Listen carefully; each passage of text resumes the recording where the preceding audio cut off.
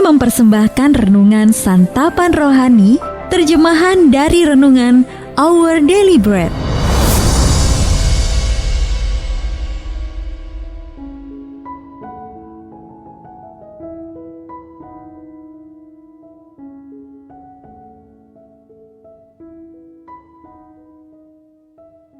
Sahabat ODB, pembacaan Alkitab hari ini terambil dari Kejadian pasal yang ke-32, ayat yang ke-22 sampai dengan ayat yang ke-32. Kejadian pasal yang ke-32, ayat yang ke-22 sampai dengan ayat yang ke-32. Pergumulan Yakub dengan Allah. Pada malam itu Yakub bangun, dan ia membawa kedua istrinya, kedua budaknya perempuan, dan ke-11 anaknya, dan menyeberang di tempat penyeberangan sungai Yabok. Sesudah ia menyeberangkan mereka, ia menyeberangkan juga segala miliknya. Lalu tinggallah Yakub seorang diri, dan seorang laki-laki bergulat dengan dia sampai fajar menyingsing. Ketika orang itu melihat bahwa ia tidak dapat mengalahkannya, ia memukul sendi pangkal paha Yakub, sehingga sendi pangkal paha itu terpelecok.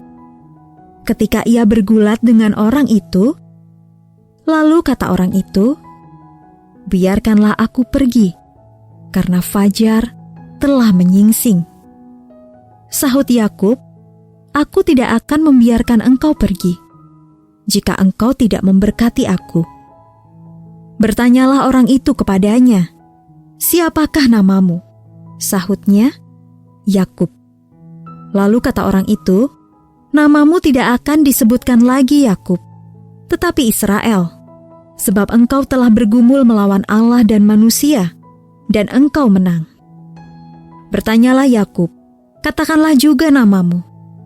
Tetapi sahutnya, "Mengapa engkau menanyakan namaku?" Lalu diberkatinyalah Yakub di situ. Yakub menamai tempat itu Peniel, sebab katanya, "Aku telah melihat Allah berhadapan muka, tetapi nyawaku tertolong." Lalu tampaklah kepadanya matahari terbit, ketika ia telah melewati Peniel, dan Yakub pincang karena pangkal pahanya. Itulah sebabnya sampai sekarang orang Israel tidak memakan daging yang menutupi sendi pangkal paha, karena dia telah memukul sendi pangkal paha Yakub pada otot pangkal pahanya. Ayat mas renungan hari ini terambil dari Kejadian pasal yang ke-32 ayat yang ke-31. Lalu tampaklah kepadanya matahari terbit, ketika ia telah melewati Peniel, dan Yakub pincang karena pangkal pahanya. Renungan hari ini berjudul Belajar dari Parut Luka, ditulis oleh Mike Whitmer. Faye menyentuh parut luka pada perutnya. Ia baru saja dioperasi lagi untuk mengangkat kanker esofagus dan lambung. Kali ini tim dokter mengangkat sebagian lambungnya dan meninggalkan sebaris parut kasar yang menunjukkan seberapa besar pembedahan yang telah dilakukan. Ia berkata kepada suaminya, "Parut ini bisa melambangkan rasa sakit dari kanker atau sebaliknya awal dari kesembuhan. Aku memilih parutku menjadi simbol kesembuhan." Yakub menghadapi pilihan serupa setelah semalaman bergulat dengan Allah. Dalam pergulatan itu, Allah memukul sendi pangkal paha Yakub dan membiarkan Yakub kelelahan, serta menjadi pincang. Saya bertanya dalam hati, apa gerangan yang ada dalam pikiran Yakub saat ia memijat-mijat pangkal pahanya berbulan-bulan kemudian? Apakah ia menyesali tahun-tahun hidupnya yang penuh tipu muslihat, yang berpuncak pada pergulatan yang menentukan itu? Utusan ilahi tersebut berjuang keras untuk menyingkapkan kebenaran dalam diri Yakub dan menolak memberkati Yakub sampai ia menyadari siapa dirinya. Yakub pun mengaku bahwa ia adalah seorang yang penuh tipu daya sejak lahirnya. Kejadian pasal yang ke-25 ayat 26. Ia telah memperdaya saudaranya Esau dan ayah mertuanya Laban dengan menjebak mereka demi mendapat keuntungan.